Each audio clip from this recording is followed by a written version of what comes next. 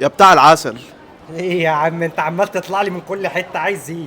الناس زهقت بقى من العسل بقى يا عم احمد، عندك ايه جديد؟ يا صاحبي العسل ما بيزهقش حد، بس عموما لو عايز حاجه جديده تعالى اوريك اغلى نباتات العالم، الذهب الاحمر. ايه الدهب الاحمر ده يا عم احمد؟ الذهب الاحمر ده قصته قصه، تعالى اما اوريك. تعالى اما احكي لك القصه. ده بقى يا سيدي اللي بيقولوا عليه ذهب الاحمر او الزعفران الايراني. طب ما احنا عارفين الزعفران، مكبر الموضوع ليه؟ لا، زعفران عن زعفران بيفرق يا صاحبي. اولا الزعفران الايراني 4 درجات، حاجه اسمها سرجل، نقين، نجين، سوبر نجين.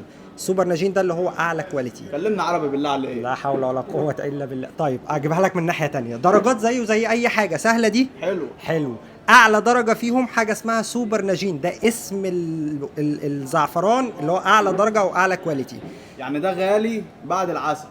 جدا غالي جدا. طب يسامحك، بس انت معاك حق في جزء كبير من الموضوع دوت، بس ده السبب ان الزعفران برضو غالي، فبيحصل فيه عمليات غش كتير جدا. اعرف منين اذا كان الزعفراني بقى صح ولا فيستك؟ تعال اقول لك. تاخد لك حبتين 3 4، هنحطهم في الميه. لو حبه الزعفران عامت على الوش، الزعفران ده اصلي. لو حبه الزعفران نزلت تحت، ابعد عن الزعفران ده، ما يلا تاكلوش. ورينا يا عم احمد. بسم الله. سيو سيو سيو. ايه ده عامل. سبحان الله، لا سحر ولا شعوذه. اللقطه بقى كلها هنا. خد بالك كمان ان لو لون الميه اتغير بسرعه، الزعفران ده عباره عن اي حاجه تانية، اي نبات تاني، واخد صبغه حمراء عشان لما ينزل الميه يغير اللون. مفيش اي لون هنا خالص. بالظبط. ليه؟ لان ده لازم يقعد شويه. هتيجي تبص واحده واحده لون الميه بيغير، ومع التقليب هتلاقي بدا الموضوع يزيد، او اللون الاصفر بدا يطلع في الميه. اذا ده تاني طريقه تعرف بيها الزعفران اذا كان كويس ولا تعبان. بص كده. جبنا المعلقه بعد ما زياد اصر ان يبقى في معلقه، نقلب كده. الزعفران من ضمن الحاجات اللي بستخدمها بحاجات كتير جدا، ممكن يتضاف على الشاي، ممكن يتضاف على القهوة، ممكن بيستخدم في الطبخ. الصينيين من أكتر الشعوب استهلاكا للزعفران، بيحطوه على مية وبيقعدوا يشربوا فيه طول اليوم. طبعا ده زي ما انتم شايفين بدأ لون المية يتغير، حاجة بسيطة جدا. بس من 3 ورقات؟ من 4 ورقات بس.